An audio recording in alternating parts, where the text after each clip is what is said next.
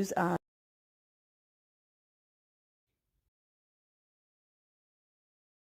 Hey guys, I'm going to do a quick tutorial and a review of this Friendly Songs sound module that we got.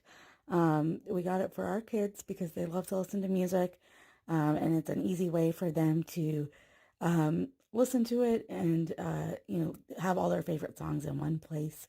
So the sound module is really easy to use. So the initial thing you want to do is load your music on there with this USB cord, which plugs right into the side of the sound module and then into your computer. Once you have your songs loaded, you just hit this big button once to start playing your playlist. You just hit it again to stop the song. If you hit it twice, it'll go to your next song. And if you hit it 3 times, it'll go back to the very beginning of your list. And then on the back, it's got the on and off button there. And it goes from off to a low volume to a high volume. And then here's the battery compartment, which has 3 batteries on there. And then as you can hear, the sound comes out great as well. So it takes 3 AAA batteries. So the one thing I would caution is if you have small children, this is a really easy compartment to open and close for the batteries.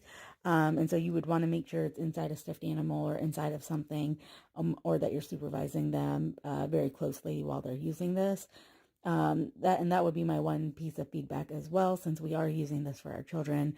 We would love it if this was able to be, if the battery compartment was a little bit more secure, with a screw or something that would make it harder for little kids to access it. But otherwise, this has been a great little sound module. The sound quality is good. It's really easy to use, and our children love it. We're considering getting them a second one because they both enjoy it so much. And both want to use it all the time. We've had it about a week, and it's withstood a lot of drops and things like that as well. So far it seems like it's a durable product and it works really great. So highly recommend this if you're looking for a sound module.